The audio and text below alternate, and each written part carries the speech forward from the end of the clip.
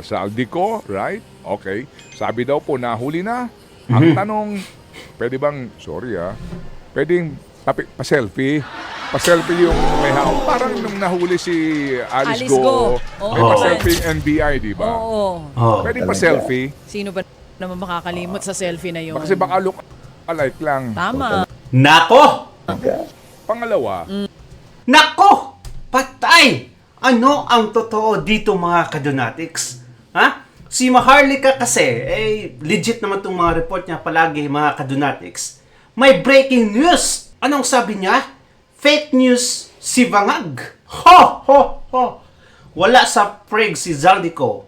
Source, secret in preg. Mga kadonatics, can you imagine that? Tama ba yung narinig natin mga kadonatics at ang report na nahuli na si Zaldico sa Czech Republic? Kasi eto mga kadonatics no? Eto, alam naman natin itong si Buljakan, si Maharlika, ang daming sources mga kadonatics, iba-iba.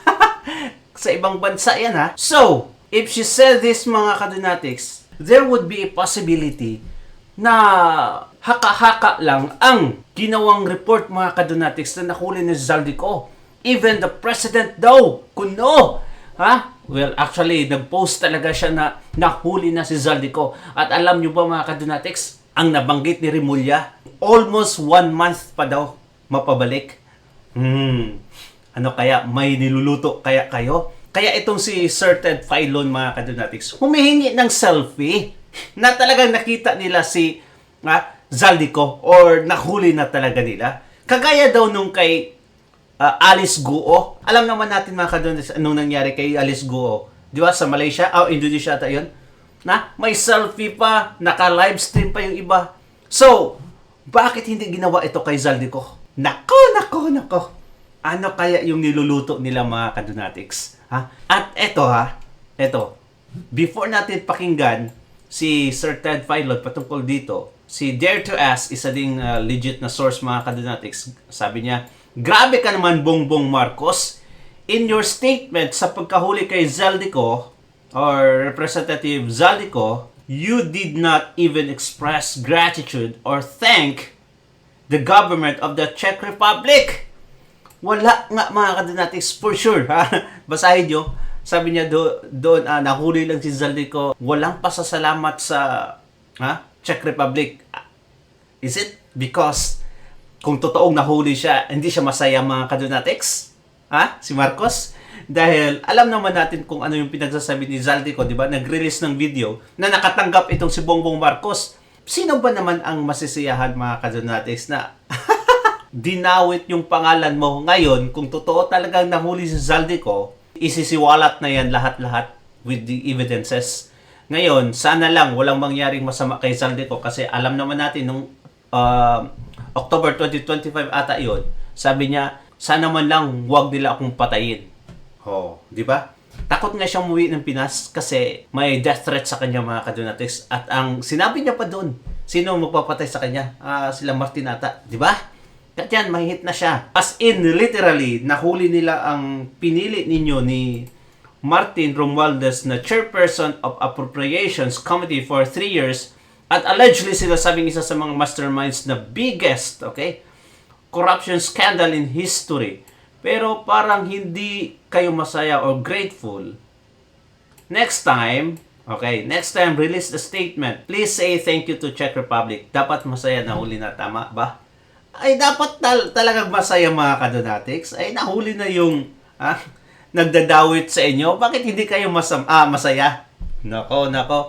Is there something wrong mga kadonatics? Connected ba ito kay Dare to Ask, kay Maharlika at itong sabi ni Sir Ted Filon, which is pakinggan natin. Ayan. mamaya kasi po ito yung top story. So babalikan natin tong baka lang po kasi nakakaligtaan po ng marami Sa Aldico, right? Okay. Sabi daw po nahuli na. Ang tanong, pwede bang, sorry pwedeng pa-selfie? Pa-selfie yung may hawak. Parang nung nahuli si Alice Go, may pa-selfie yung NBI, di ba? Oo. Pwede pa-selfie. Sino ba naman makakalimot sa selfie na yun? Kasi baka look alike lang. Tama. Nako! Pangalawa, Baka look alike lang. Tama mga kadonatics. Bakit walang selfie? Grabe! Nung nahuli si Alice Guo, mga kadunatics, sobrang breaking news sa Pilipinas. Kasi lahat ng mainstream media, mga kadunatics, nireport with the image of Alice Guo. Diba? With the selfie. Nabatikos pa nga doon si Alice Guo, mga kadunatics eh. At saka yung sumundo sa kanya na, sino yun? Miyembro ng PNP. Kasi nakipag-selfie pa yung miyembro ng PNP, mga kadunatics, yung sumundo sa kanya. If I'm not mistaken, nakalimutan ko yung pangalan niya. Anyway, I will not mention it anymore. Nabatikos, mga kadunatics, kung bakit daw tinrate nila si Alice Guo na parang celebrity, nakipag-selfie sila. Oh, bakit ito wala? Bakit wala man lang lumalabas na imahe, mga kadunatics? Na eto, nahuli na. Kahit nga si Sir Ted Filon, nagtataka, mga kadunatics, bakit walang news ito sa Prague, sa Czech Republic? Huh? Oh no! Yan, mga kadunatics, ha? Pag may fugitive na nahuli sa isang bansa, especially in the person of Zaldico, napakalaking news yan, mga kadunatics. Napakalaking boost yan sa kanila na, oh, they're working as the government, mga kadunatics, yung Interpol nila. Pero bakit wala? Ha? Ang sa atin, mga kadunatics, nako, mahulog lang yung pinggan ng isang celebrity sa Pilipinas, mga kadunatics, sa abot pa sa mainstream media. Bakit wala sa sa Prague? Nako. Patuloy. Kung siya nga, balikan nyo yung mga vlog nitong si Zaldico. Kasi yung transcript na hawak ko ngayon dito, may sinasabi siyang mga mastermind sa lahat ng mastermind sa flood control scandal na ito. Oh, nako. Basahin ko ba ito? O, wag Basahin mo na. Wag na. Ako na lang babasa kung ayaw mo basahin. Basahin mo. Okay na, ikaw naman Sinimulan mo eh. Sinimulan mo, kailangan mong tapusin. Basahin nyo? Basahin mo. Basahin mo? Basahin mo, ha? Oh, Yung sige. sinasabi niya, ha? Oh, sige. Okay, hanggang anong ka lang naman? Hanggang Okay, saan? eto ha. Kung maniniwala kayo dito, ito sinasabi niya rito. Okay? Oh, Ano yan? sige. Ano yan? So hanggang ito lamang, ha? Ito mula dito, hanggang dine. Papasahin mo ito, ha? Sige. Na ikaw naman ang magamit. Okay, sige, go. Tuloy mo. Sige. One? Anong whoop? Whoop? Eto Ganun. na. Paano? Hindi ako paniniwalaan, hindi ako magagamit. Sa simula pa lang eh. 1:48. Hindi, yan yung time code. Kaya nga. Sige. Wala pong perang napunta sa akin. Oh. Lahat po ng insertion napunta sa ating Pangulo at Speaker Martin Romualdez. Ako Hala. lang at aking mga tao, sila Paul Estrada, Mark Tiksay at ang aking mga security ang nag-deliver papunta sa bahay nila Pangulong Bongbong Marcos at Speaker Martin Romualdez sa North Forbes Park, South Forbes Park hanggang sa Malacanang. Yung mga deliveries po ay merong record ang aking mga tao. Totoo po yung sinasabi ni Orly Guteza na nag-deliver siya sa Forbes Park.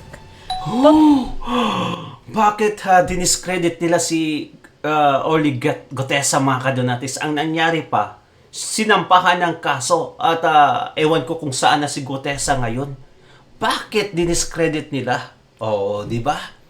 Mismo nang si Zaldico ang nagsabi, mga kadunatics, na totoo yung sinabi ni Gutesa. Pero ayaw nilang paniniwalaan. Ngayon, nagtataka pa ba kayo, mga kadunatics? Or are you still questioning kung tama ba yung pinaniwalaan natin? Tama ba yung stand natin? Kasi itong mga dilawan, itong pinklawan, komunista, at itong loyalist, ay talagang sinasabi nila na tama sila, mga kadunatics. Tayo yung mali. Dito pa lang, are you still questioning, mga kadunatics, na siguro mali tayo o hindi yung pinaniniwalaan natin or sinusuportaan natin? Dito pa lang, mga kadunatics, malalaman natin na tayo yung nasa tama. Tama din sila, may tama. Pero tayo yung nasa tama, mga kadunatics. Di ba? Totoo rin po ang sinasabi ni Orly Guteza na nag-deliver siya sa Malacanang noong siya ay nasa Senado. Yan po ay nasa video upload dyan po sa Facebook page din mismo nitong si Zaldico.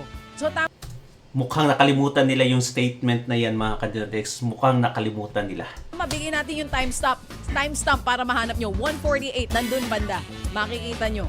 Okay, opo, kasi nga kung sinasabing nahuli siya, pauuwiin siya, yan ang kanyang kwento. Tignan natin kung yan pa rin ang kanyang kwento. Kung totoo nga na siya ay mapapauwi. Abangan po sa aming pagbabalik. News 5! Oh no, this is so crazy mga kadonatics. What is happening right now? Grabe. Yung bang, alam mo na kinokontrol yung bansa natin mga kadonatics. Kitang-kita na yung ebidensya. Kasi noon, before the social media, ay hindi mo malalaman mga kadonatics. Wala. Akala mo, we are living normally. Walang nakawan masyadong nangyayari. Pero, now, because of this social media, mga kadonatics, we are clearly seeing the puppeteering, mga kadonatics. Di ba? Puppeteering, itong mga nasa taas ngayon, sila yung parang nagko-control ngayon sa bansang Pilipinas. Now, we are slowly seeing it thanks to social media. Pero, even how obvious it is, mga kadonatics, marami pa rin taong pilit na hindi pinapaniwalaan yung mga nangyayari ngayon. Like, really? Ganyan ka klaseng loyalista? Like, kahit anong mangyari, loyalist at loyalist talaga ako. Kahit nakita ko pa mismo sa mga mata ko na nagnanakaw si Bongbong, hindi ko siya ikakandem. That is so wrong, mga kadonatics. Being diehard, sometimes, you must also admit, mga kadonatics, na mali ka. Well, yan sila di ba? Eto, pakinggan natin itong si Attorney Glenn Chong. May matinding mensahe patungkol sa nilabas na affidavit or binasa na affidavit ni Ramil Madriaga. Sobrang ganda ng mga pinagsasabi niya, mga kadonatics. Kaya eto, pakinggan natin. At kudos to kay Sir Ted Filon at DJ Cha dahil pinaremind nyo once again sa amin yung statement na yun. Kasi pilit nilang kinakalimutan yung detalye na yun, mga kadonatics, ni Zaldico. Na nagpapatunay kay Gotesa, which is itong si Ping Lacson. Sinabi niya walang katuturan or walang katotohanan yung affidavit ni Gotesa. Kaya nga hindi na pinatawag, mga kadonatics kasi mali daw. See. Pinatunayan ni Zaldico. Pero hanggang ngayon, hindi nila pinapaniwalaan. So let's see what will happen, mga kadonatics. Unang nag-execute, hindi ako naniniwala sa mga sinasabi ni Ramil Madriaga. He is not a credible witness. Kung bakit, ito yon. Unang sumulat ng affidavit si Ramil Madriaga, executed on November 29, 2025. Ito yung last year to. Kung saan dinitalye niya yung distribution di umano ng confidential funds na sa utos di umano ni Vice President Sara Duterte. So, doon siya nag-focus. Wala pang ibang maraming issue. Pero may reservation siya doon na mag-e-execute pa siya ng karagdagang affidavit. Now, kahapon, nung nag-testify na siya sa House of Representatives, Committee on Justice, nag-submit siya ng supplemental affidavit, so karagdagang salaysay. And mahaba yun, binasa ko lahat. And I focus only on paragraphs 29, 31, 32, and 33. That was already enough. These paragraphs are already enough for me to conclude na hindi ito demolition, talking head to ni Marcos. So, una, sa paragraph 29, sinabi niya, a few months before November 2021, 2022 yung halalan. So, filing October 2021. So, a few months before November 2021, BBM was able to convince PRRD na patakbuhin si Inday as running mate ni Marcos. So, ito yung sinabi niya a few months before November 2021. So, anytime before October and before that, na nakumbinsi daw ni Marcos si PRRD na si Inday ay mag-vice president sa kanya. Pero mga kababayan, buhay naman tayo lahat at that time. Natandaan nyo, pinipilit ni PRRD si Bongo. So, kung na-convince na ni Marcos di umano si PRRD na si Inday mag-vice president sa kanya, then there would be no reason for President Duterte na i-push si Bongo. Natandaan nyo na nag-file si Bongo doon sa Commission on Elections, sinamahan pa siya ni President Duterte. And then, tinanong yata, if I recall correctly, tinanong siya na nag-file si Inday. Ang sinabi niya, nag-file ba? Natandaan nyo yun, mga kababayan? So, kung si Marcos was already... pasensya na mga kababayan. Pinuputol tayo yung internet ko dito. I don't know. Kasalanan to ni Lisa. Kagagawan to. Dalawa lang ang suspect ko dito. Si George Garcia o si Lisa Marcos. Parehong evil people. Anyway, so, natandaan nyo, hindi consistent yung action ni President Duterte na i-push si Bongo, samahan doon sa COMELEC, kung meron na silang agreement with Marcos. That alone is already a red flag. The other one is, 6 years akong katrabaho si Lisa Marcos, si Bongbong Marcos. Alam na alam ko yung desire ni Lisa Marcos na ma-capture yung political power. In fact, sinasabi ko to paulit-ulit ko sinasabi na minanipulate niya yung Korte Suprema. Minanipulate niya yung Korte Suprema para paupuin si Bongbong as Vice President at tanggalin si Leni Robredo. So doon pa lang, I would never expect Lisa Marcos to agree to a term sharing. Kaya hindi ako naniniwala sa sinasabi ni Madriaga na nagkaroon sila ng agreement on term sharing because Lisa Marcos will never agree to that. That's the second point. Tama nga talaga mga kadonatics kasi dininay ng Malacanang at ni Marcos Jr. ang sinabi ni Madriaga. Ay nako, gagawa na lang kayo ng script. Kulang pa talaga sa artista. Ay nako mga kadonatics. Yan kasi, gawa-gawa kayo na hindi kayo nag-confirm kay Marcos kung gusto niya ba ito. Ay nako. Yung pangatlo, yung next paragraph is paragraph 31. Sinabi niya na pag-usapan doon yung plano ni President Duterte na sabutahiin yung administrasyon ni Marcos through supposed corruption issues. Ito yun. Ang affidavit ni Madriaga was first executed November 29, 2025. Wala pang 18 Marines doon, mga kababayan. Lumabas yung 18 Marines February 24, 2026, kung saan tinag nila si Marcos Jr. na siyang mastermind ng 805 billion looting of the public funds. So, at that time, wala pa tong Marines, hindi niya pinalabas di umano itong issue na to, yung plano na sabutahin si Marcos through corruption. Nung lumabas yung 18 Marines, walang sagot si Marcos. Ang sagot lang ni Marcos is a lousy script. That's not an answer. Hindi yan sagot na substantial doon sa issue.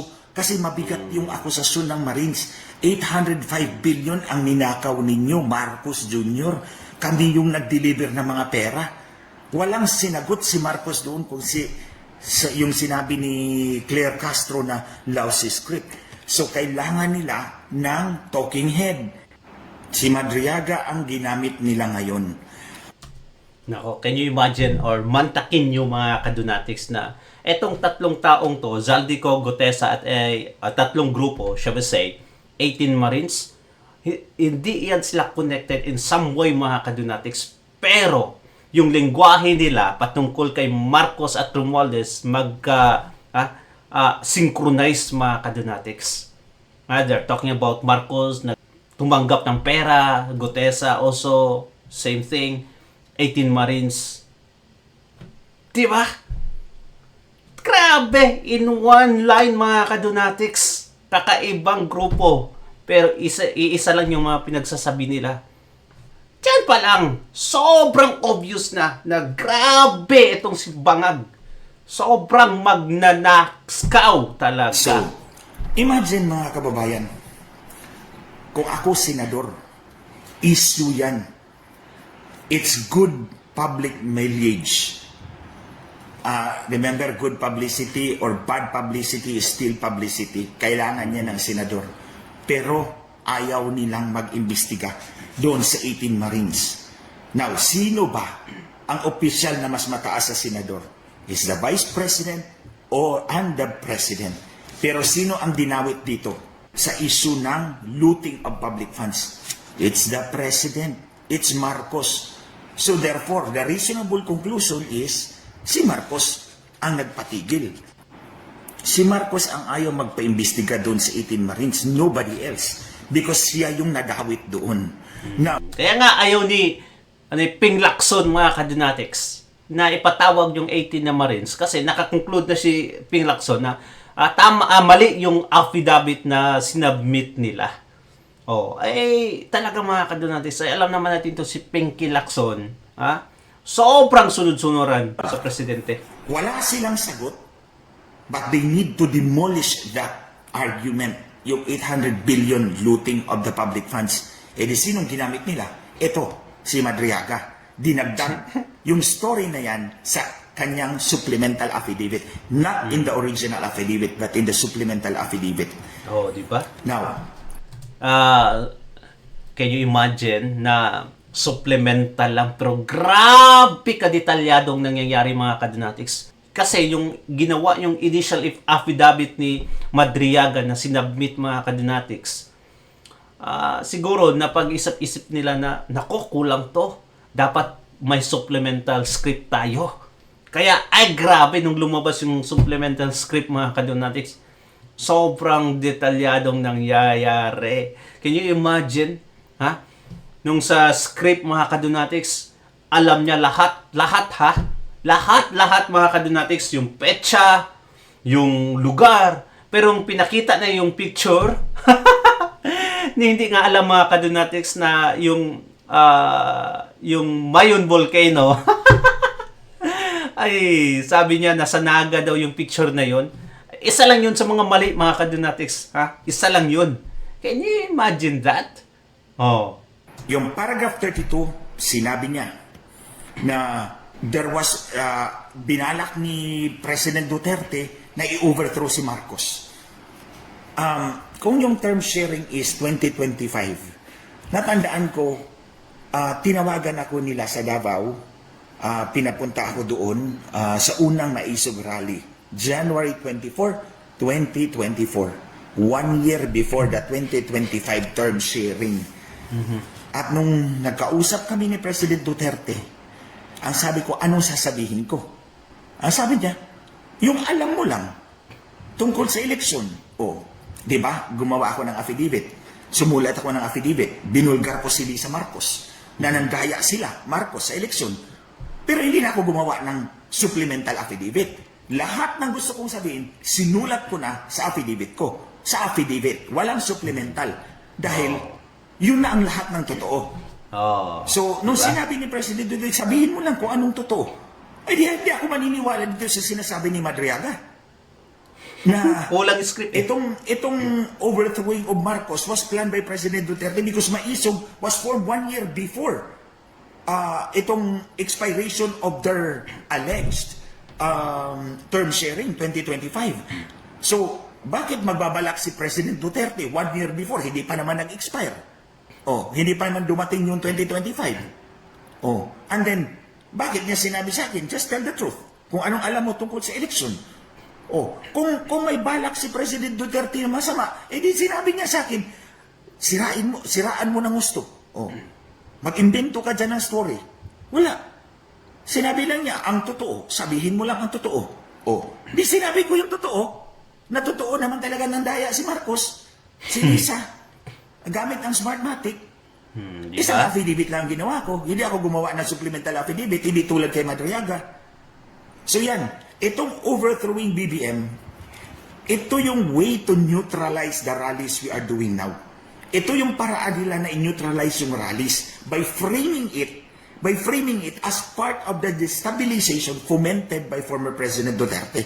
So kaya, pag may rally, ang argumento nila is, part yan ng destabilization ni Duterte dahil hindi natupad yung term sharing di umano. So ayaw na nating sumali. So meron ayaw na ng taong sumali dahil part ng destabilization when in fact, these are genuine expression of yung galit ng tao kay Marcos for being such an incompetent and a corrupt president. Hindi nga presidente ito Diba? kasi dinaya nga yung eleksyon eh. Ayoko nga tawagin ito presidente eh. Current holder of the office na lang. So yan mga kababayan. Plus ito, paragraph 33. Sinabi ni Madriaga.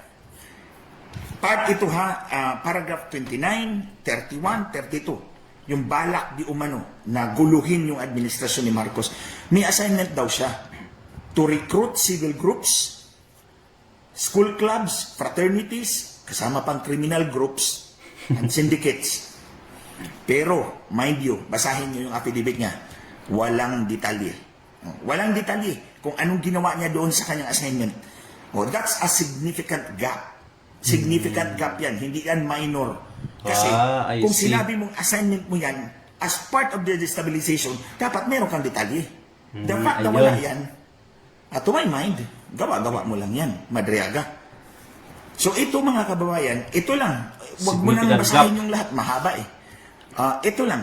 Now, before I end, let me state, wala tong pinagkaiba doon sa 8 pulis na pinakulong ko noong March 13, 2026.